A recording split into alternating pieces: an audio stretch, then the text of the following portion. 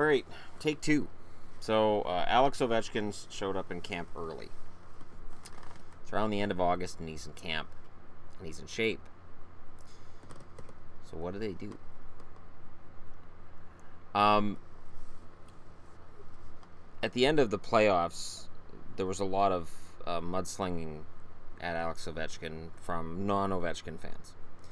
There's a very vocal segment of hockey fans who are very anti-Ovechkin. And a video idea I have percolating in my brain is to do a video where I talk about the most polarizing figures in hockey, which came through my Lindros video as well, which is some people love them and some people can't stand them. And you have just people are right there. You either love them or you hate them. Ovechkin has some of that going for him, although as he's gotten older, I've switched sides. Early in his career, I felt he was selfish. I felt he was a showboater. I felt that he celebrated too much when he scored. I felt that he was not as competitive in the playoffs as he otherwise should be. I thought he should have taken playoff losses harder than he did. He does now. The showboating is not what it was. And he seems to appreciate the game more. Now, this past season, he had 33 goals. Of the two magazines I looked at before I did the first take of this video tonight, the Hockey News says he's going to get 44 goals. Sports Forecaster says 55. I'm not that optimistic. I took Tarasenko to win the Rocket Richard Trophy. I think he'll score 50. But I think Ovechkin can get back to 40. And if he has lost weight and if he's in better shape, there's no reason that Ovechkin can't get further than he has to this point in his career. The Capitals are in a bad spot. The Cap really, really drilled them this past summer. And I know there's a lot of Capitals fans who are very down. And I don't blame them.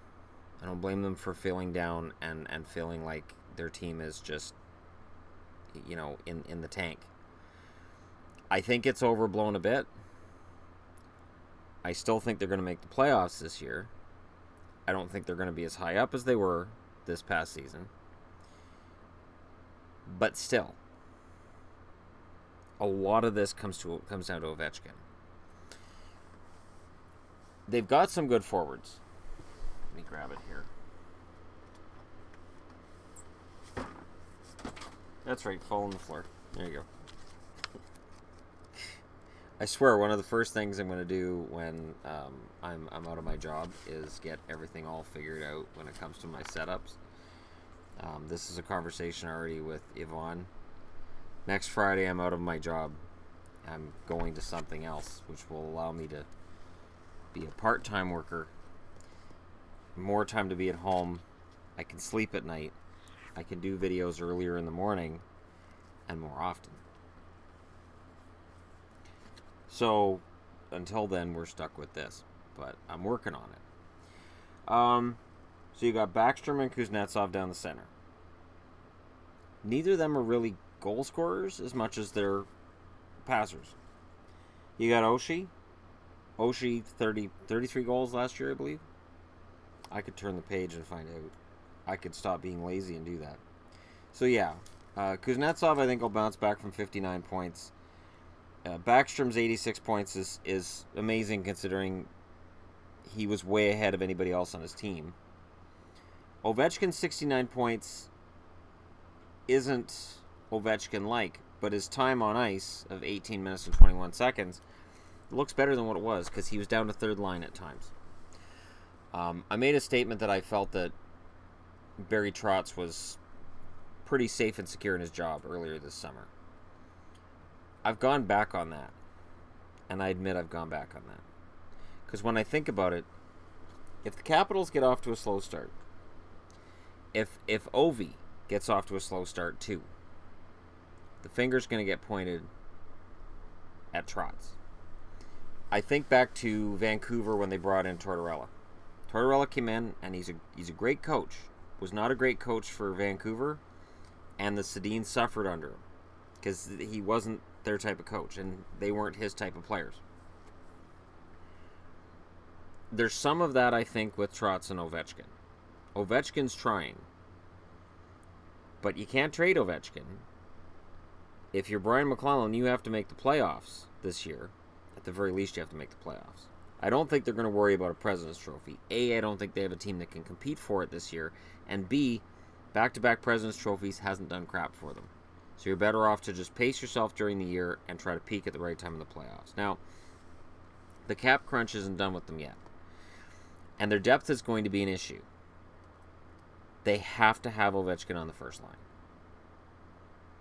They have no choice but to get Ovechkin going. And for his sake, I hope he does. I truly, really, truly hope that Ovi is Ovi again.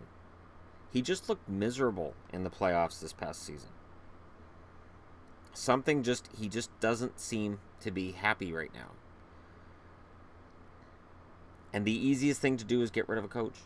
That's the easiest thing to do if you're a GM, is to say, well, coach is gone. You can't do it very many times before the ownership goes, we think you're the problem because you didn't secure whoever. Whether it's a player that they wanted or just that players didn't come in to turn things around or somebody you brought in made it worse. If they could get under the cap, if they didn't have cap problems, I guarantee they would have been on the phone this summer trying to get Troy Brouwer back from Calgary. And Calgary might have listened. And Brouwer might have been happy with it. But they didn't have cap space, so we can't even debate on that, really. The Capitals lost players when they couldn't afford to. And I'm honestly kind of surprised Ovechkin showed up early to camp. And he's lost weight, which means he's been working out a lot. He's motivated. Because I had kind of expected him to go to the KHL, and he didn't. I kind of expected him to complain all summer about not going to the Olympics. He hasn't. So again, for people who hate Ovechkin, none of this matters. The comments in the video below are going to be, it doesn't matter if they make the playoffs, they're out in the first round. It doesn't matter if they make the playoffs, they're out when Pittsburgh beats them. Maybe. But the fact that Ovechkin hasn't given up, despite the fact that they've gone through time after time after time, says a lot about him. We just watched Shane Doan retire today. Shane Doan played 21 seasons for one organization, and he was the face of the franchise, and definitely gets his jersey retired, and he put up a lot of points on a bad team. Ovechkin's put up a lot of goals and points on a pretty good team.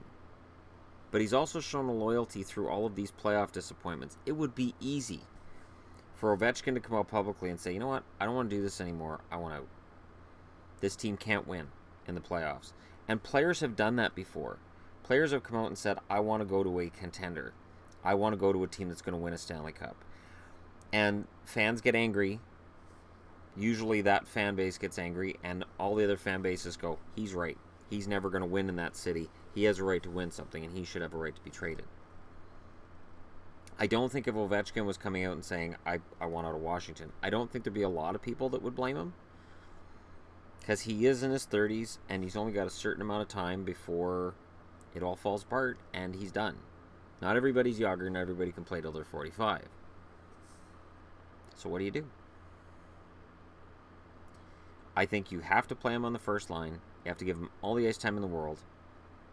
And you got to hope that the 33-goal season he just put up at 16-17 is a blip on the radar.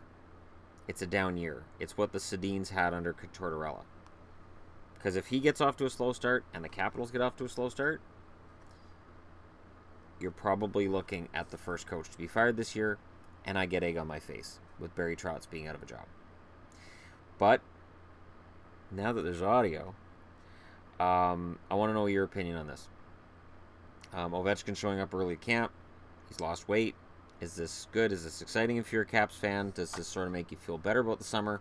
Or is it all white noise until he's in the lineup and everything's set to go? Let me know what you guys think. Don't forget to hit like and subscribe if you're browsing your way through and you can hear me.